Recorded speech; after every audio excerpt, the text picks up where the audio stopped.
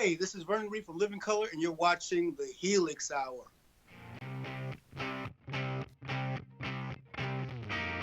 Welcome to the Helix Hour, brought to you in part by Design39 Media. Visit design39media.com for all your website, photography, and video production needs. Microphones for the Helix Hour are provided by Rode Microphones. Now, let's talk some Helix.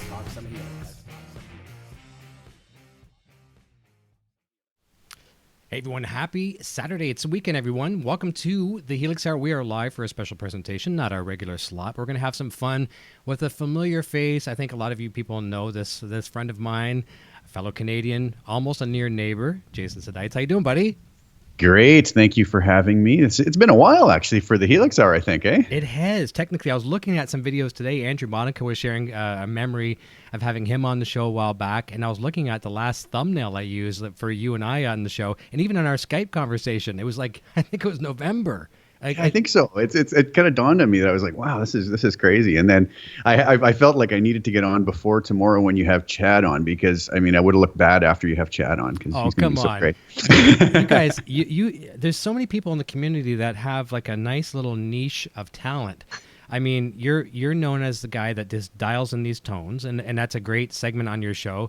Chad is well gifted with variacs. I mean, it's almost like, I'm sure there's other great ones out there, you know, millions of people that do those great things with each, you know, little niche. But Chad's good at that. You know, Steve Serlacci's doing wonderful things now with Power Cab and, you know, 2-minute tips and things like that. So everyone's kind of focusing on a nice thing instead of kind of being like a one-stop shop and trying to do it all, because none of us can do that kind of thing. You know, we can't just take it all on. Delegate it. It's such a deep thing. I mean, the Helix, Power Cab, there's so much to it. There's so many parameters, and it's really cool, I think, that there's this community of people that, and the real key thing, I think, is positivity, right? Everybody's like just really good folks, right? Like Steve, Johnny, Chad, the guys who were on my live stream there 2 weeks ago, or I can't remember now, but a couple weeks back, I think. Yep. And there's just so many great people that are willing to help each other and just be great friends. And that's I think we were talking about that on the live stream, right? It was just the friends that we've made through all of this has been one of the highlights for me anyways. More so than the gear. I mean, the gear has been great. I mean, that makes us play and have fun. But the friendships, you just really can't put a price on that. You can buy new gear, you can get other gear, you can trade gear, but you don't really trade friendships, and that's very cool. But that's something I just wrote down very quickly as well, too. I know, you know, this was kind of a put-together show this afternoon, so we didn't really, you know, formulate a plan. But something I just wrote down just a second ago was the fact, and you just mentioned about the show last week there, I want to say a big, huge congratulations, because you and I, we follow each other very, very closely. I think we're good supporters for each other. I consider you a very, very good friend. And when you succeed, I'm as thrilled as if it's for me, and you're the same way as well too. So 10,000 subscribers about a week or so ago, a few weeks back. Way to go, man. And that was a real honor to be part of that, but you deserve a huge round of applause. A round of applause to Jason in the chat for that milestone. I got to say, a big congrats to you, because you just passed 12,000 yesterday. I think it was yesterday or something like that as well too. Yeah, exactly. But you know, huge congrats. It's awesome. It's great to see those numbers going up, and I just, you know, I hope they keep going faster for you. So both of us, and that's the thing. That's one of the nice things I like about this. I think maybe one of the bigger takeaways we can, you know, if there's maybe we can even have a couple takeaways from today's show, is the fact that, you know, we can celebrate with people as opposed to hating people for their accolades and accomplishments. And as there's people in the community that we follow that have hundreds of thousands or millions more subscribers than we do, you know. But I think what we try to do, at least I'm speaking for myself, and I think I can safely speak for you, you treat all of these people as ones, not tens or hundreds or thousands. And I know the day will come for hopefully for both of us that we'll have some of those massive numbers. But until then, and even during then, I still feel like that we give the attention of the ones. You know, everyone feels like, you have a client, if you're selling, if you're a salesperson and you're selling to a person, you want to make that client feel like they're your one and only. Even though you might have 10 or 100 or 1,000 clients, you want them to have that special bond, right? Yeah, absolutely. Yeah. And there's no currency in negativity towards others anyways. I mean, it doesn't make sense, right? So that's right. Anyways. That's it right. is what it is. So a huge congrats on that. Let's jump over to the chat.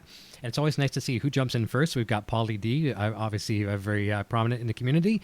Joe Hervey, Carlo Santin, good to be here. He says, hey guys, Matt Krill is here. Matt Krill's been posting lots of really cool stuff in the groups as of late. Charles Green.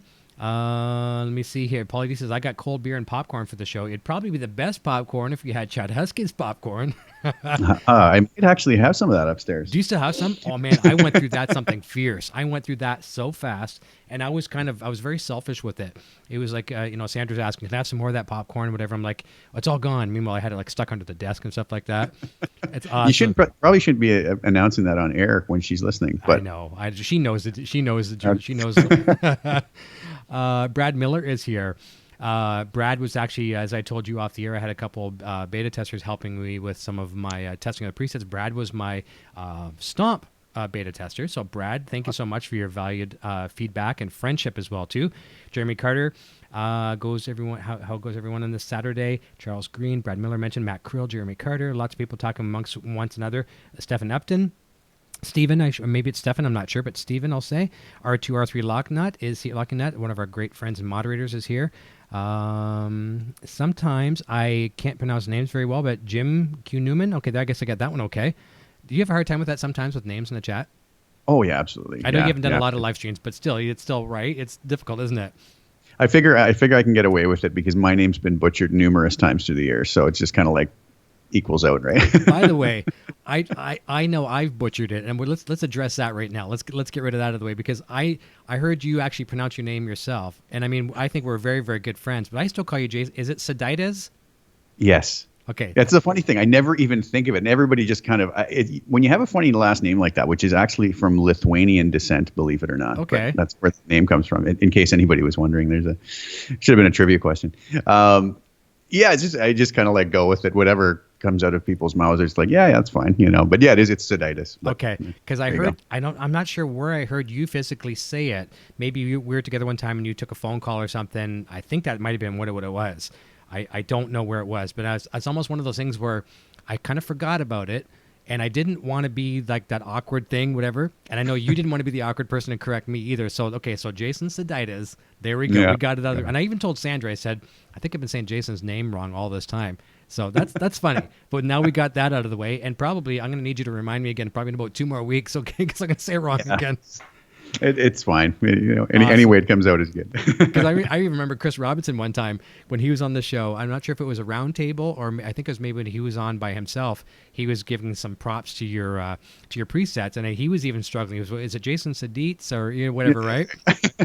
Absolutely, yeah. Hey, Chris Robinson could probably call you just about anything, and I'm sure you'd be fine with it, right? We had a great hang with him last weekend, actually, in North Carolina. I'll tell you something. We went to see. I got to give him a shout out here. We went to see Blackstone Cherry play at a club in, I believe it was Greensboro, North Carolina. So my buddy Dean that was out at NAMM, Dean, and Chad Husky and myself. And honestly, what a mind-blowing show. Chris comes out, nails the doors off the vocals. Like, these guys are not just a studio band by any stretch. These guys are a live band. These guys were amazing. Chris sent me a text shortly before the show saying, dude, listen to the tone. I'm going for the first time out of the back of the line out of the power cab straight to front of house. And I'm monitoring with the greenback on stage from the power cab. His other guitar player was using the Helix as well. And even the harmonica play, there was some harmonica played at one point, which was being routed through the Stomp. So it was heavy Helix night. And the band sounded absolutely amazing. So anybody who says, the power cab's not loud enough live or the Helix is no good live, go watch Blackstone Cherry and have your socks knocked off. Amazing. And Chris is just such a gentleman and stand-up guy. It was a great hang after.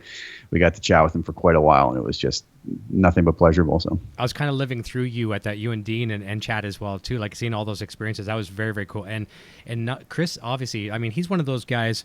You just did some recent presets on Ian Thornley. I've mentioned this many times on the show before too, where I talk about there's some guitar players out there, musicians that they're multi-talented, like they're just as good on vocals as they are on guitar. Ian Thornley's one of those guys. Stevie Ray Vaughan's one of those guys. I mean, there's many others as well too. Jimi Hendrix was one. And Richie Kotzen. Richie Kotzen, a great example. And I'm certainly not trying to put pressure or a spotlight on Chris and make him feel awkward in a list like that. But his vocals and his guitar playing are phenomenal. I think. They're right up there with them. All those guys. Yeah. I know. And I mean, I know he would blush if we said that because he's so humble. That's the way he is. Yeah. But very absolutely cool. killer. Yeah. And look at, we talked earlier about Steve Sirlacci. Look at him. I mean, he's doing some amazing things with Helix out on the road. Using the fact that him and Jessica are both running like two inputs, like basically two paths on Helix, one for acoustic guitar, sometimes electric. And then, of course, maybe she's going direct to a DI, whatever, for the acoustic. But I know at least electric, she's running through the path. And Steve is actually controlling her leads and her solos and stuff like that. Very, very powerful what you can do with the device. Oh, absolutely. Yeah, absolutely. Fantastic. Frank Rashad is in the chat as well. Thanks, Frank, for jumping in, buddy. Good to see you. Stephen Naismith is here. Let me see. I'm not trying to make sure I don't miss anybody. Lots of discussion, kind of a free form today, and we'll be very happy to answer any questions if we can. We'll do our very, very best, and I'll probably be throwing more so to Jason because Jason's more knowledgeable than I am. But, who knows what we can answer for you? Lars Guitars here. What are we talking about? Any questions? There's probably a lot of things I'm very unknowledgeable about. What's the meaning of life? Let me see who else we got here as well too. Lars Guitar says, hey Eric. Mark Dillon, Dean Bibb is here. Hey Dean, nice to see you. Seeing your name around a lot. Jeremy Carter, what's up Eric? Got the VHHX Stomp presets, buddy. They're great. Thank you. That is very nice. Maybe we can take a second in a moment here too, and I'm certainly not going to talk solely about my presets. I want to talk more so about Jason's presets because I look at Jason as my Obi-Wan, my Qui-Gon Jinn, is that right? Yeah, got me. See, sorry. I'm not knowledgeable. See, I told you. I'm sorry, Richie Castellano. I have my Star Wars. I love Star Wars, but I don't have it all down. I'll just go with Obi-Wan. You're my Obi-Wan when it comes to presets. And the one day that I was doing a demo of these presets that were coming out, you happened to be in the chat, and it was really nice seeing all the positive feedback from people saying things, in the chat. And then you said it sounded amazing. And I know you're not the type of person to, sugarcoat or blow smoke up someone's butt. And I was like, wow. And I said to Sandra, I'm actually, because we texted back and forth quite a bit through the show. She's giving me production notes. She's actually telling me right now some production notes. And I was like, Jason likes the presets. And it was like almost like, a God moment where it's like, oh, the clouds and the sun's coming down. So that was very, very nice. But I only said it because I was blown away. They were massively impressive to listen to. They were great job on those. Well, I appreciate that, and I look up to you a lot. And I mean, a lot of people in the community do. I mean, I think probably most people in the community do.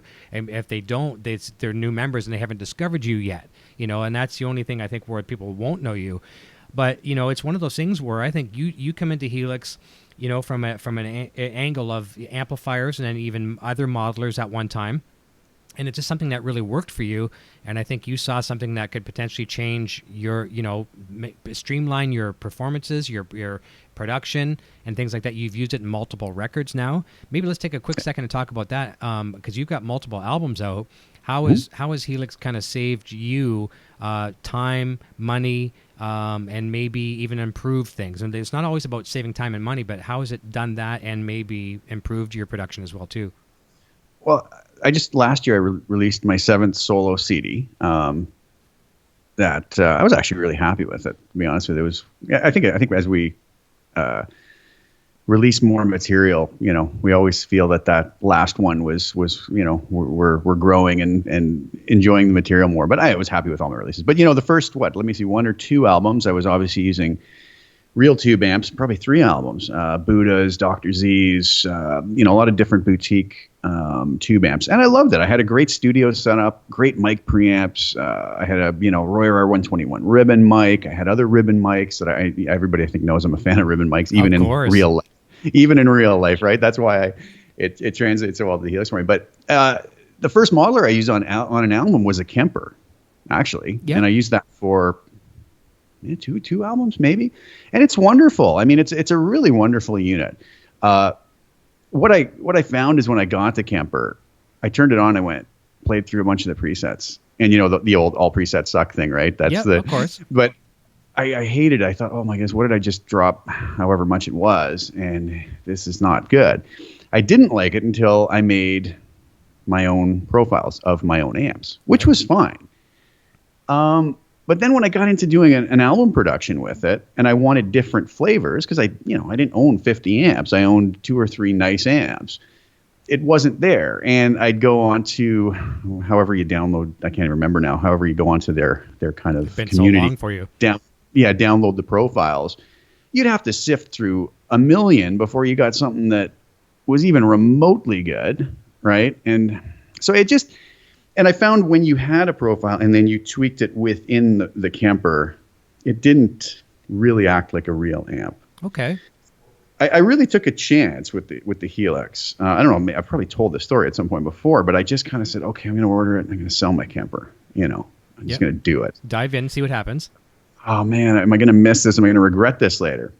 And it took almost no time. And I just went, oh my goodness, this is amazing. Simply because now I've got all of these modeled amps in here, and I can tweak a preset up in no time. Yeah. Like it really, and I think, I think that's why some of the whole creating a great tone series that I did took off so well, is because I came at it from a studio perspective, right? With the experience of recording tube amps and different microphones and, moving those microphones around and whatnot. And I just found it was so intuitive, right? It's like, okay, I want a plexi. All right, there's a plexi. I'm going to, 412 greenback cab. I like that with a 121 ribbon pulled a few inches back. I did that. And I was like, okay, there I am. It's there. Okay, I'll tweak it a little more like I would in the studio, and the preset was done. It was just such a quick, intuitive learning curve to it for me. And so that allowed me on this album to really kind of explore some different tones and have a lot of different tones at my fingertips, right? And to I think, come up with a better production because of it. So yeah, so I'm sold going forward on it. I can't wait to do the next album. So well, that's fantastic. And that's a funny thing too. Like some people look at me and they think that, and maybe even both of us and other people in the Line 6 community as well too, they think that we're like, bought by these companies to say what we want and stuff like that. I don't think I've ever actually said this on a show before, but there was a time where, when I discovered Helix through a guest on my EVH show, I didn't know anything about it. I dove into it, and I was obsessed with it. And then there's a couple days, that's probably an understatement, probably more like a week or two, I thought maybe the novelty of Helix wore off for me, right? It's almost like, okay, I think I still like my tube amp better, like a big thing you can see behind me right now. And I felt bad because I thought, well, I was so excited before, what happened? And I was adjusting. It was an adjustment period. And at that point, I didn't know how to really create presets. I really didn't know how to get the best out of Helix. So I think maybe Helix was outgrew me, right? Or that's not the right word, but it intimidated me, and I was fearful of Helix. And then about a week after that, I went back to it again, and here's how it's come full circle now. Now that I did when I did a demo for my HX Stomp, or no, sorry, not my HX Stomp, my HX Effects presets, having to use the tube amp, I did not have the mojo, I did not have the feel, and it's almost like it was a sad feeling for me. I don't want to go down that rabbit hole, but it's completely different. And so the regret of switching, going from a tube amp system to fully digital, that's gone now. It's completely gone, and that's a hard thing to get over. It's almost like losing a family member, or I know that's pretty extreme, but you've gone through it. You've had beautiful tube amps, as you mentioned. I've had tons of them through the years. Once you kind of get over that, it's like wow. And at the power of it, a perfect example. One day I was doing a video. It's called "What So you get a new Helix. What do you want to do with it, right? Or what should you do with it? Well, there's lots of things you should do with it. First of all, plug it in and have fun. But so I'm just showing people how to quickly create a preset. And really, with an amp and a cab, it was sounding pretty cool. And I didn't have anything in mind. I just went with it, and I figured, okay, I like a delay, I like a reverb, blah blah blah. I put it on there, and people were asking me, "Can I have that preset?" And I'm like, "You got to be kidding me! Like are you kidding me? Right?" Yeah. But that's how easy it is. That's how easy it is. Well, when I first started making that first video I made, which I think just like has passed like 51,000 views or something, which I just kind of shake my head because I never in a million years thought of even making it. I just had a lot of requests come in where they're like, we love, I do these videos of just like cover solos, and people are like, I love that tone. I love that. How are you getting these sounds out of the Helix? And my opinion was always, well, everybody knows how to do that. I mean, it's just do this, right? Or do that. And I realized quickly there are a lot of folks who didn't have maybe experience in studios before and didn't understand those things. So when I did that video, it really took off, and so many people appreciated it. And I thought, oh, well, that's wonderful. I mean, I just never wanted to come across as sounding like I somehow think I know something that, nobody else does. I really didn't. I think I had anything of value to offer at the time, but once it came out, there seemed to be a lot of requests for it, so I just kind of rolled with it. Well, that's the thing. There's two kinds of people in the world that can bring benefit to Helix or use Helix very easy. There's the guys and girls that know how to run amps and pedals, and then there's people like yourself that know how to run amps and pedals and engineer in the studio, right? And I'm not the studio person, but I've had many, many years of experience on stages. I know how to set up good pedals, get a good sound out of an amplifier. I know how, even if it's not an amplifier I'm used to, I could probably grab it, put my pedals in front, loop whatever, and get a workable sound where I'm going to feel okay. So when you take the best of both worlds there and you bring it to Helix, you can literally paint a preset, and I mean, obviously it's going to get better with time, but you can paint it out. And really, if I would love to I'm looking forward to this day where I can go to a club again, because I've retired. I want to go to a club, drop an amp, drop in a cabinet, and I want to send it to the front of the house, and I want to just play that because I know I can get a good sound out of it. Absolutely. Yeah, absolutely. And the same thing. I played many years live gigs, hundreds and hundreds and hundreds, if not thousands of live gigs playing tube amps, And now, like I said, one of my favorite things is I bring my stomp out when I'm playing live and I just dial up one of my factory presets that are included in there. Either, like the Jeff Beck one I love. I think it's a JTM 45. And I don't even touch it and I just play. And it just sounds great instantly, So there's, I've come to the point where I know right away when I dial a tone in that it's going to work in the studio and it's going to translate live. That's has right. Just enough of that bite, has just enough of that warmth and so on. And that's what brings us to what we wanted to talk about too today, not to take over the direction of the chat, but the whole marketplace thing, let's right? talk about it. In that being able to dial tones, and they're going to work for people, whether they're doing studio, whether they're doing live, or whether they're just sitting at home playing in their bedroom, and something that's going to translate instantly. Now, they may still have to tweak it slightly. I mean, there is no perfect preset for everybody because so much of it comes down to personal preference, right? I mean, I like spaghetti, you like steak, or vice versa. It's there's so much personal preference involved in it. But I think with the experience in the studio and live and just jamming at home, you after many years, you get to the point of being able to know what is going to translate in all of those situations, Agreed, 100%.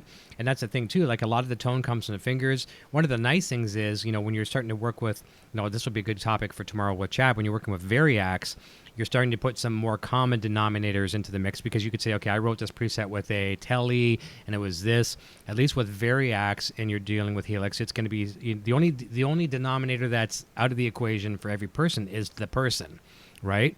At that point. So that's a difference there. But which can be a huge part of the equation, mind you, too. Huge. Let's take a quick second, and for people that don't know, I mean, probably, I'm sure 99.9% of the people that are in the chat right now, and we'll say hi to more of them in a second, know this, but tell the people what the difference is between custom tone and marketplace, in kind of in a Cole's Notes kind of version. Okay, so custom tone, which I have in hundreds of presets up available for free. And it was really interesting. I'm sorry, this is a side point, but it was really funny when I first was approached by Line 6 to be a part of the marketplace. And I created my first pack for it, which was the British preset pack, which is the Marshall amps. Yep. Style amps in the Helix. So I put that up and I did a demo video. And I would talk about in a few minutes how I go about doing my demos, just so people are kind of clear on what they're designed to do. But so I put this up and I get a comment in one of the right away, like within an hour of putting it up. And the guy says, "Oh, I can't believe you're charging for presets now. You that's what set you apart from everybody else, right?" And I was just kind of like, okay. I said, well, no, I still have 300 odd free presets on custom tone, and I'm planning on adding more. And sure. I said, is it okay with you if I sell one? And I never got a response, but it's just like, I just thought, wow, man, it's like I gave away 300. Anyways, whatever. That's a little funny side point. But I find you have to, with the whole troll thing, you got to kind of take it with a grain of salt and laugh about it. Otherwise, but yeah, so custom tone, anybody can upload to custom tone and have their presets up there. And there's some amazing stuff on custom tone from many folks, some great stuff. But obviously marketplace is going to be a more curated and here I am speaking on behalf of Line 6. I have nothing to do with Marketplace other than being a partner and having presets up there. But, they're obviously, I imagine, being a little more selective of the presets they put up there. So they are getting people with probably the necessary experience with studio and live playing that are going to be able to offer presets that are going to be good. You're gonna know you're gonna get something that's going to be, well done and usable. And again, right, if it was dialed in with this guitar and you're using, this guitar, there's going to be a difference. And then there's also the personal opinion side of it. But these are good. And look at the people that are involved there, right? You've got folks like Glenn DeLon. You've got Ben Vesco. Ben's does some great stuff. This game yourself, your new set is just amazing. Thank you. I know. There's another friend of mine. I'm not going to mention anything about it right now. We'll be coming to it soon. We'll let him. Let that cat out of the bag. Nice. But there's some really talented folks on there. And so I think people can rest assured that they're getting something of quality. Will it need tweaking slightly? Yeah, very possibly. I mean, nobody's saying it couldn't or it wouldn't. And that's the beauty of the platform. That's a little too much high end. Okay. Easy to fix. Yeah. Go to the amp and turn it down. Or in my case, where I'm using the split crossover, which it's going to rest in peace shortly once 2.8 comes out. But the split cross. Just go pump the bottom end or the top end down a little bit. Just slight tweaks, right? And that's going to, again, like we said, be dependent on the guitar that you're using, be dependent on the player, be dependent on the monitoring system they're using. So nothing about this is an exact science, and I don't think it should ever be approached as such. I think that's where people may be disappointed is they watch you play Van Halen through yours, or they watch Ben play Iron Maiden through his, or they watch Glenn play whatever amazing playing Glenn is doing through his or my presets. It's not going to sound like that, and that has nothing to do with the preset. Nope.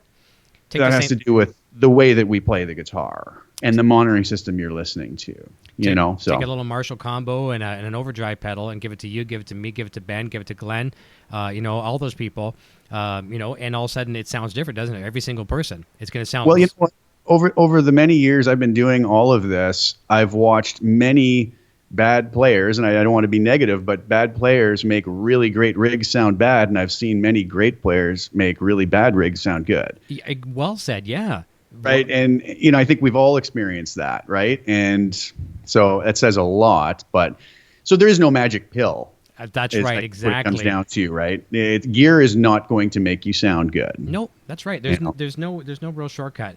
And unfortunately, I'm way behind in the chat, but fortunately, Sandra is funneling comments and questions to me, and Frank is saying, Frank says, we are very selective, Jason, and we want our users to have the best experience possible, so we only partner with the best. And that's very, very nice to know. And that's the thing. I think it kind of separates, like the amateurs. And I don't mean that in a bad way at all. I mean someone that's just getting Helix for the first time, and hey, they might create some good things, and people that have had some experience with it. I still look at myself. I don't look at myself as a Helix amateur, but I do look at myself as a Helix newbie. If there's a difference between that, and I got to stop eventually saying that. I feel like I'm past the newbie stage a little bit, but I'm still wearing my welcome to the first day of the job kind of deal. You know what I mean? That's how I kind of feel, but I'm still confident in the fact that I know if I look at this device, I'm going to get something good out of it. So very well said there.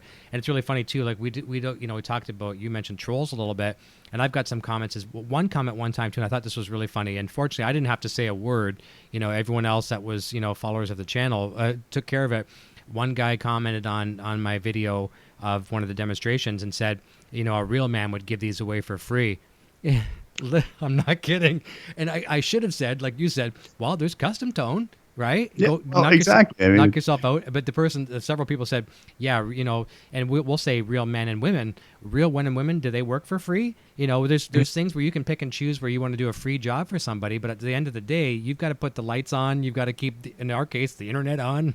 Things like that, right? So, wow. And nobody's forcing anybody to buy them. Exactly. You can, or, if you want. And if not, that's fine too.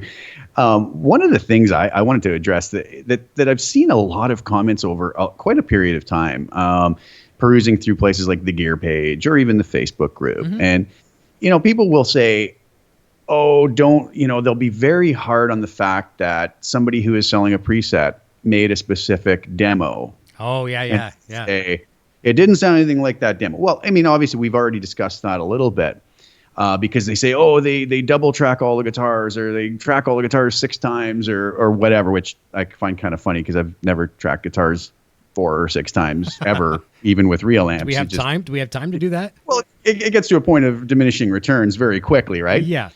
One thing I do in my... You said doo-doo. I'm just saying you said doo-doo. Oh. Okay. Had to say. Yeah.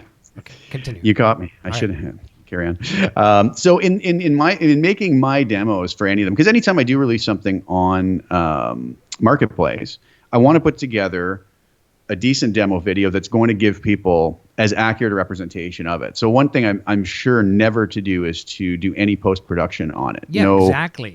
EQ or compression or reverbs and mastering and... If I'm going to put compression, it's going into the Helix, and everybody's going to get that compression. So one thing I actually do a lot of times when I'm recording these is I'll record the track, and I'll do the USB 7, DI'd out, and then I'll play around with it within the mix inside of Native, tweak it within the Helix preset until the mix is right.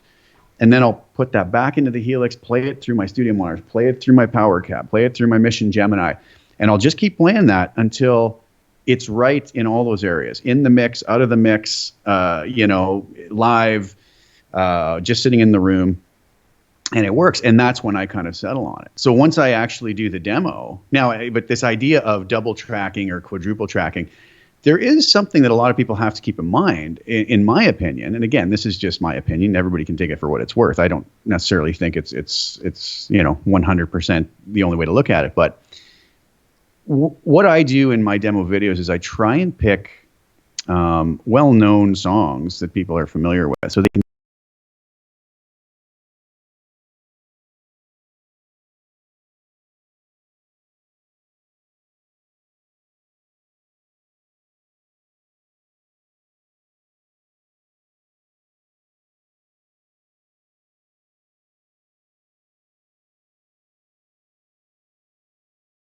Helicasters. I don't know if you're familiar with the Helicaster. There are 3 amazing country players. To a Shania Twain song, to a Rascal Flatts song, and I want to show how flexible this preset was. So these are songs that people are going to recognize. Shania Twain. Well, who hasn't heard Shania Twain, right? Who hasn't heard Rascal Flatts if you're into country music, or AC/DC, or Guns N' Roses? So I'll use these really popular songs, and when I do that, I always try to do 2 things. I try to recreate the production of the song as it was in the original recording. So if there was a doubled guitar, I will double the guitar part, because that's the way that everybody's used to hearing it. It almost wouldn't be fair to not do that, because you're trying to represent it in the context of something people are familiar with. And then if you don't present it as it was presented there, that's not going to give it an accurate representation. But one thing I do anytime, there I said do again, anytime that I do present a doubled guitar, I always hard pan it left and right. And there's a couple of reasons for that. In my experience in the studio, that's something I do on my own recordings. I always, and I actually play it twice, pan hard left and right. It gives a very full stereo width to it. It doesn't change the tonality, obviously, because it's the same preset, same sound being recorded on both sides. So it doesn't change the tonality or, the amount of distortion or any of the EQ curve. It's just giving you more of a stereo width to it, which is nice in a recording, right? So that's always a great thing in a recording, but it also gives the ability for a listener to simply pan left or right and hear the isolated single guitar. And that's a really important point. So anybody listening to my demos, if you do hear a doubled guitar, number one, it's because that's the way it was done on the original production of that album. Like Randy Rhoads one time you did.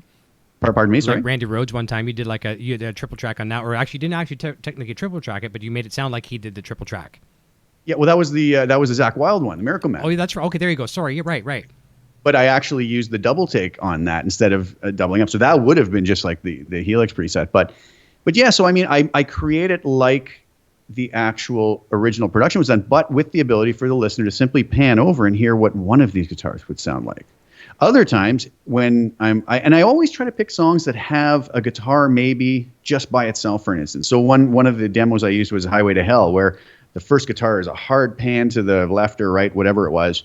And they get to hear that for a while. Later on, it comes in with both guitars, right? So yes, you're hearing two guitars at that point, but you are in the real recording as well. You have Malcolm and Angus doing the same thing, just panned hard left and right. And then always when the solo part comes up, that's one solo guitar. The only one I did with that, I did Crazy Train solo for one of my British preset packs. Yeah. And I actually doubled that solo because guess what? That's what Randy did. Yeah, he doubled and tripled it. Yeah, he tripled it and then panned those out. I doubled it and I thought, okay, fine. So there is reasoning behind that. Now some folks say, oh no, that gives a skewed idea of what this preset sounds like. And I kind of disagree with it. I don't think that's accurate, but whatever. I mean, that's fine. I agree. But the other thing is, I've also always checked these presets to make sure they sound great alone. All formats. Something that I would never release something if I wasn't happy to go live and play it myself. I will use any one of my presets live tomorrow without touching a thing. I can guarantee you that. I agree. Before I comment further on that, I just want to say hi to two people that are really awesome. So Gary Holt sent a super chat. I appreciate that, Gary. Thank you so very, very much. And Frank Rashad sent a super chat as well, too. Thank you very, very much. It's so appreciated. Not necessary, but thank you. And I agree on that 100%. And I will share a note with mine. I've done 2 demos, one for the for Helix, and also covers HX Stomp. Actually, I guess technically more because I've done some live demonstrations on them as well too. And then I did one on HX Effects as well too for my Van Halen presets. And it's funny because when you say people think that you're quad track, double tracking, quad tracking. I didn't even have my demo video produced yet. It was in my mind how I wanted to approach this thing, and you know how it's like getting our stuff to line 6. We get them, we submit them to line 6, and eventually they'll be on Marketplace there. And I was not prepared for mine to go live when they did. I knew they're going to be going live in a day or so, and I got a notification we're going to be live that day. And I shot that video that day with basically what you're watching right now with webcam. Right now, sure, I was running my Helix directly to my mixer with all the tones flat. I did one take for everything you hear there. And some tracks I had Van Halen backing tracks with the guitar removed. Let me make that a very, very strong. There's no guitar. Oh, and absolutely, I'm the same way. I will not have a guitar from any other source in there. It just would be nonsensical, right? Exactly. So guitar was removed, and in some cases there was no backing track. I think I did Pound Cake by Van Halen, kind of a cappella, and a couple other songs as well. There, I believe, too, right? What's that? Smoking Meat. We also did Eruption at one point in one of those videos too, I did Eruption as well, and that's the only one that was a double take.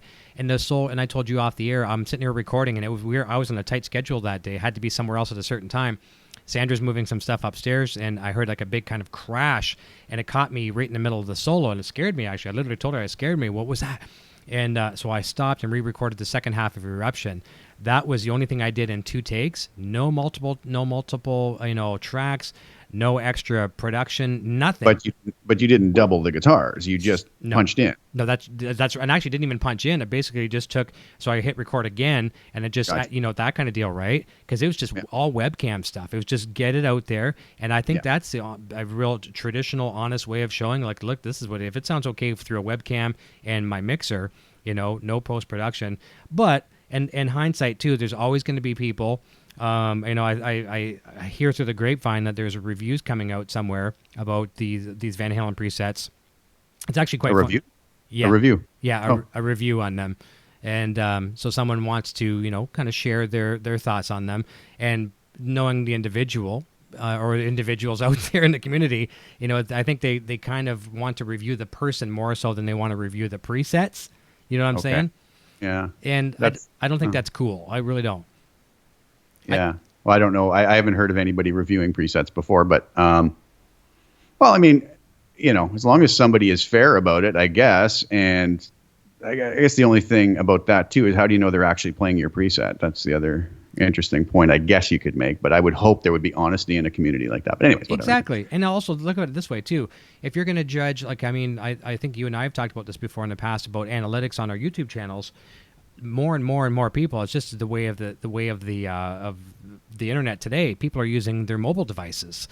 Whether it be an iPad or a tablet of some sort or their smartphones. If you're going to listen to something and judge it on the audio quality of a phone, okay, that's not necessarily fair. But you and I have had that conversation. Sorry to interrupt. No, it's good. You and I have had that conversation before in the past, and I actually looked it up at one point on my analytics, and 45% of my views are watched on a tablet or cell phone. Now, that doesn't necessarily mean it's going to be poor audio, because people are going to have a very good set of headphones hooked up, or a decent Bluetooth speaker, or, there's a lot of ways to stream audio into decent systems. But something tells me that a decent part of that 45% of people are probably folks just kind of with a tablet or a 1/8-inch speaker, mono speaker, kind of blowing a sound out, right? So I would just say that for both sides of the argument, for anybody who is listening to demos of preset packs they're thinking of buying, make sure you listen to it on a decent set of headphones that you're used to listening to, a decent set of speakers in an environment that you're used to listening to make an informed decision. I would hate for somebody, and honestly, I can speak for myself, I would hate for somebody to buy one of my preset packs after listening to a demo on a cell phone and then get it and go, well, wait a second, that's not what I remember. Well, of course it's not, unless you play your guitar through the cell phone, I guess you're going to get the same thing. So I would encourage folks, make sure you listen on a decent system that you're familiar with, even just for your own sake, so that you're not purchasing something that it isn't going to be what was presented to you, not so much because of the demo maker, but because of the media or the system that you listen to the playback on. So. Agreed. Very, very well said. As I told you off the air, I had a comment from a friend of mine over in the UK, and it's nice to see our, as we know, we get our presets out there all across the globe, because all of our, people in the community are scattered, right? Canada, United States, and all over Europe and Japan and wherever, right? And it's so cool to see your tangible or your intangible digital product, circulate the world. But I had a fellow who's in a Van Halen kind of a tribute band and a Bon Jovi tribute band sent me a message yesterday. Finally got the presets, he loaded them up, and this was the first time I was actually ever worried, because now I'm having someone use these in a working environment where they're going to be scrutinized, right? And he says, I finally had a chance to try them through and I forget his exact words, I don't want to quote him, but he said, finally tried your presets through the PA with a bunch of dots.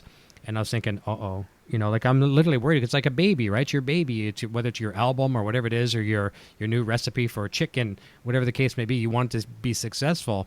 Yes. And I was actually worried. And then he wrote me back right after. He says, playing through the PA, it sounded amazing. And I'm like, wow, that's where I was like, this is great. Now, it's great for the hobbyists at home. Awesome. I'm happy for you too. I'm happy for people that are semi-professional. But the people that are out there using them and, getting paid, I'm like, this is great. I was like, that was a real nice kind of a nice moment. Yeah, no, that's amazing. That's great. And I've had, as a side point, I've had nothing but positive responses from the many sales I've had through Marketplace. And I get emails on a daily basis and Facebook messages and everything else where folks are, you get the odd one where they're like, oh, it's, I want a little more volume out of this. Just go to your output block and bump it up. Yep. Those are not tonal things. That's just a system-based thing where somebody needs a little more level going into whatever they're plumbing it into, and that's fine, right? Exactly. That's something you can never get right for everybody, because there's so many variables and so many systems out there, and so many guitars and pickups that people are using, and so so it's almost, that's a losing battle trying to make that right. But those are easily rectified overcome situations, right? That's right. But yeah, I've had nothing but positive comments about it. It feels really good to know that some folks are getting not only use out of it, but it's making their lives easier as far as either, playing in the studio or playing live or what have you, however they're using it. And just if it's giving people enjoyment, that's wonderful. I agree. What would you say in a condensed format, and I'll contribute if you don't mention it as well too, what could you suggest to people that may be experiencing trouble downloading, anytime getting them from making that purchase at Line 6 Marketplace to getting them to their device? And I'll contribute if there's any, if you don't cover some of the things I know about. I would say number one is make sure your HX Edit software is up to date. I think anybody, I think you probably were going to say the same thing. Yep. That's one. If it isn't, there's a very good chance that you're going to get I don't know what exactly the error message is, but there's an error message that I've had a few folks. Incompatible device or something of that nature. Yeah, and the first thing is go update your HX Edit software, and then sure enough, boom, they do so, and it's like, oh, there you go, it works now, right? Yep. There's a couple other things, that are covered in the manual that, the manual seems like a toxic thing to some folks. They don't want to crack that open, right? But I had one person contact me saying he didn't know how to, he couldn't access the snapshots. Okay. And he just wasn't in snapshot mode, Perfect. right? That's so a good one. fair enough. I mean, that's fine. We were all there at one point and kind of Certainly. went, Not that where are long ago. snapshots hiding? How do I do, So there was no problem. I just, do this and you'll be fine, right? So, but there's little things like that. But yeah, the big thing I think is, the other one too, and I think you posted on it. It was an excellent post. I was actually really glad you did that. It's about folks contacting saying, where's my download? Why can't I get my download? I didn't receive an email. I don't know where my download is. So I'll let you take that because you had a great explanation. There's two things to that one, and that's really, really cool. And of course, I don't know all this. This was funneled to me through Line 6, and I'm very, very fortunate with our team there. And when I say our team, I mean I don't work for them or anything, but I mean the team, the great support team they have there. Two things can happen, and I've only had this happen with two individuals out of a nice large amount of individuals. Some people have been such long Line 6 customers. They've had an account for 10 years or more, right? Who knows how long they've had it, and they've actually forgotten what email address is associated with their account. So let's say you use, maybe a Hotmail is your thing right now, or Gmail. You might have had an AOL account back in the day when you signed up for Line 6. You might not have thought about it because for the most part, you probably don't check all these messages and stuff all the time, right? So they're getting these. They're trying to get the download link. It's not coming to them. So when they find out it's going to the wrong email address, that's the first step they can correct. Number two, I didn't even know this until recently, that once you log into your Line 6 account, you click on your little icon up at the top, looks like a little, a little person, and you scroll down, and it's under, I think, a hardware and devices or something like that, and then there's like marketplace or things that you can purchase from. You click on that, and it'll be in there as well, too. It's almost like if people buy stock photos off the internet, or if they buy maybe movies or something, so you might get an email about it, but you'll also get, like in your account, shows you what you bought, and you can actually download your digital graphic that you bought or things like that. So it's there as well, too. So there's two ways, and that's only been the two problems I've had to deal with. Yeah, I really have had limited problems. There was one issue that was an internal issue that ended up being my fault, where people couldn't they download the pack, but I named the pack with quotation marks in the name, and Windows or whatever was just going no. So they would get an empty zip. So it was like, it took us a while to figure that. We got everybody sorted out. It was a complete non-issue in the end, but it was like, oh, okay, no special characters, gotcha. There you go. So it was that type of thing. Lesson learned, right? But that I had to blame myself. But we got everybody sorted out, and it was minor inconvenience. But yeah, there's little things. I mean, and like anything, there's always a bit of a learning curve in getting all the bugs worked out in anything. But overall, now it seems like everything's just running beautifully as far as marketplace goes, and I just feel really honored to be alongside the amazing folks like yourself, Glenn. Ben, Peter Ham, all the folks that are up there, and some of the companies too, right? I mean, I believe Own Hammer's up there, Celestine's up there, Freeman's up. These are all people I look up to and respect greatly, and it's an honor to be up there with everybody. I agree, and I 100%. I mean, just being in the company of you and the others, as you mentioned, it's kind of like goosebump moment. I really excited about it. And it's a fun thing. And just to go back for one step, just for the technical problems, the only other problem I've had three, and the only other one, and this is a human error that I could have even done easily, is one person bought, let me see, how was it? I think they bought Helix first, and they wanted Stomp because you could technically bring Stomp into Helix, or you at least drag and drop, but they bought Helix and they thought they had bought Stomp. And so, they worked it out with Line 6. I mean, same price. They just had to put whatever they have to do on their end to change product, that kind of thing. So, I mean, human error is, I can live with that all day long. I'll be more than glad to help you. In a case like that, I couldn't help them. I just said, Line 6 will take care of that for you. But, a lot of times I've learned this from being in tech support from computer companies. I used to work for multiple internet companies, doing internet installation and being on the receiving end of support calls. It's usually we always think it's the most craziest thing, like, okay, my speakers aren't plugged in, or I got my drivers are all corrupt or something like that. I'm not hearing any audio. And this isn't relating to Line 6, it's relating to anything in general. I'm not hearing any audio from my speakers. Are they plugged into the wall?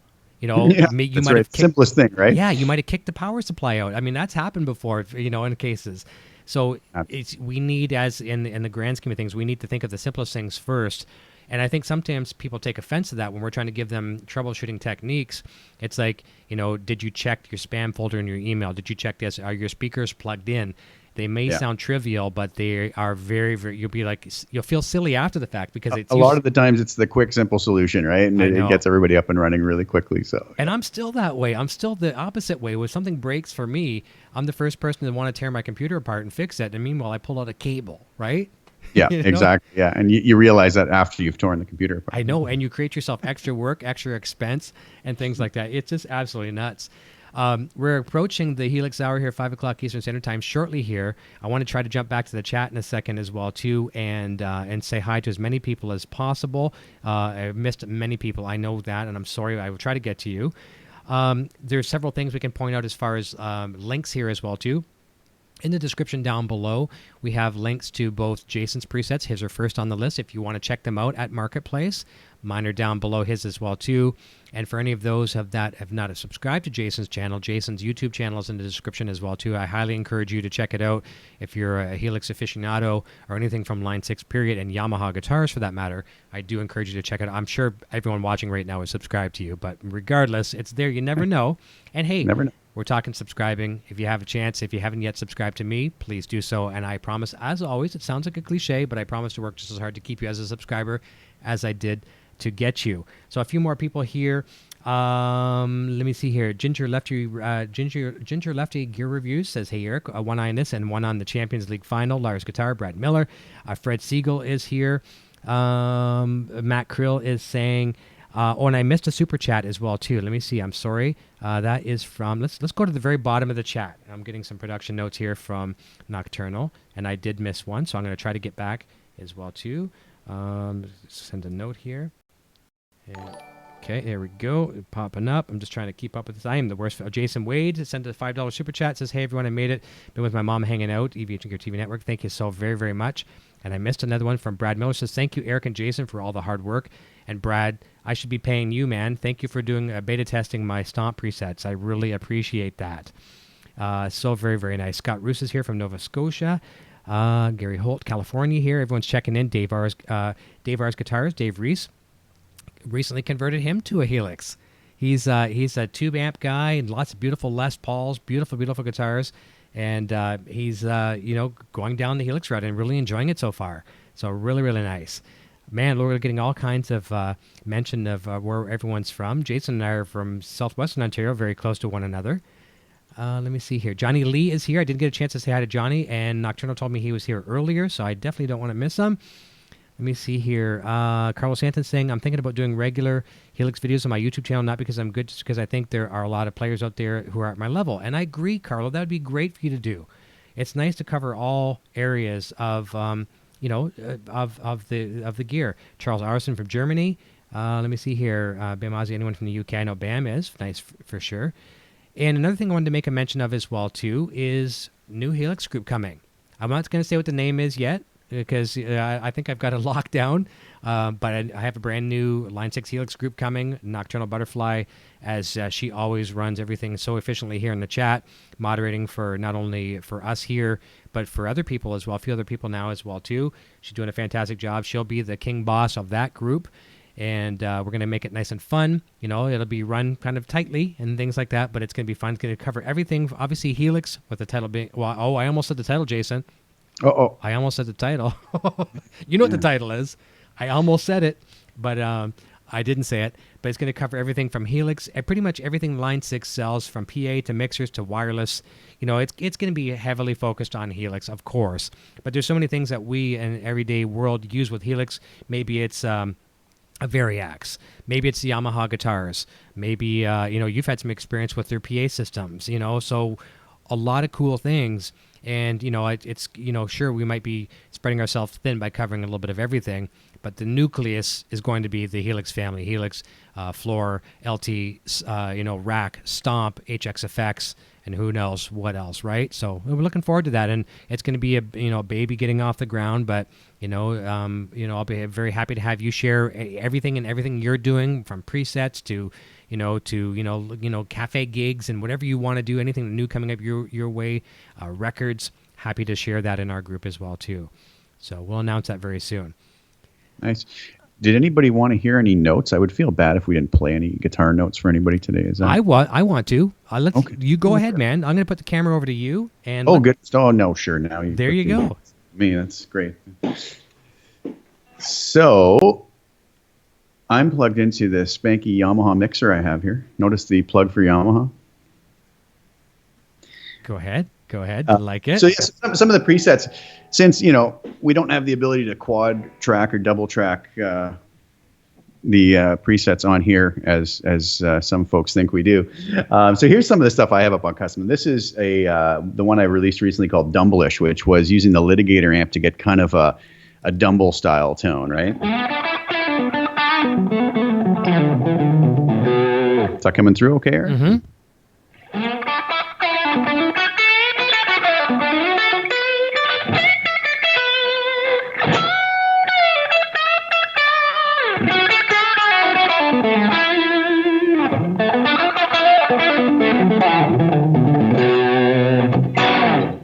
So that's just kind of the overdrive. There's a lead one with a bit of delay.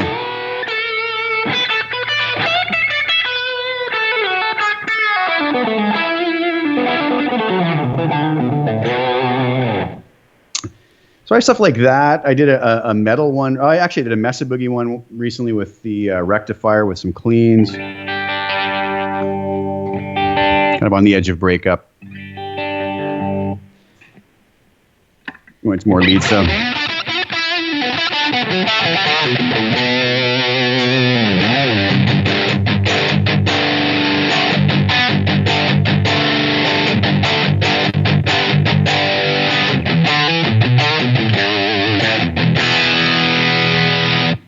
That's kind of a boogie style tone. Had some metal stuff too. I did a metal through the decades pack recently where I kind of did from 70s, 80s hair metal, 90s, and modern metal. This is kind of the 90s one.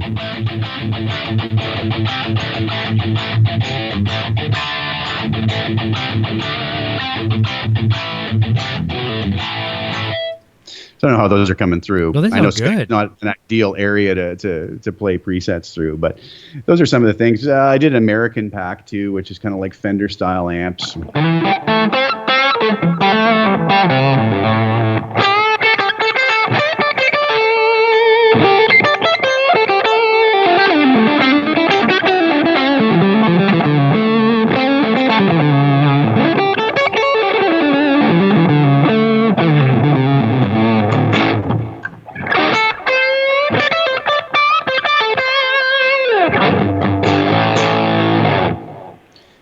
Fender end on it, but anyways, that's a few of the things I have up that and much more. But yeah, that's coming through in mono right now as well too. And I know you're broadcasting in stereo to me, but what's funneling back out to YouTube is mono. But that sounds fantastic, and that's one of the cool things as well too. Is I think a lot of people, we get spoiled with running stereo rigs, but Helix, when you develop a nice preset, translates to mono very, very nicely. And you don't really feel like you're missing that huge spectrum, right? Yeah, no, absolutely. Yeah, for sure. Yeah. Just addressing, there was a comment earlier, too. There was a comment from a Ben. I don't want to mention his last name, but Ben was one of the fellows that was having trouble with, I had at least have to address it just to be fair to him, was having trouble downloading the presets, and he was one of the people who had a 10 or 15-year-old account, was not able to get it, and unfortunately, he's very, very upset, and that happens, but I would not be fair if I didn't at least address it and acknowledge his comment. And he had apparently gifted the presets to somebody else through line. I'm not sure even how you do that, but I had a long record of emails with him trying to help him troubleshoot, and unfortunately, you just can't make everyone happy. So I apologize to you, Ben, that we couldn't help you out, but there's nothing I can do about an account that's very old, and you've been having trouble, as you admitted, for over a decade with your account. So I apologize. We'd love to see you have the presets and have fun with them, but we can't make everyone happy. So lots of comments saying already sub to Jason. That's awesome. I know everyone is. I didn't think there'd be very many that wouldn't be. So this is absolutely fantastic. We are at the 5 o'clock hour, which I call the Helix hour. We try to run a 60-minute show here. Tomorrow we've got our mutual friend. I'm really looking forward to this as well, too. Chad Husky's back tomorrow. That's awesome. A big shout out and congratulations to Chad. He was just featured in, I think it was yesterday's Line 6 Soundbites newsletter. Very, very cool. Deserved. Yeah, you and I have each had the privilege of being in there, which is nice. It's pretty cool with the circulation that they have. It's almost like, whoa, right? So Chad's in there with Variax stuff, and we're going to be talking about that tomorrow. And one of the things, kind of be the big focus tomorrow, probably maybe 80% Variax, 20% Helix, is how to get custom tunings into your guitar through, Workbench HD and things like that.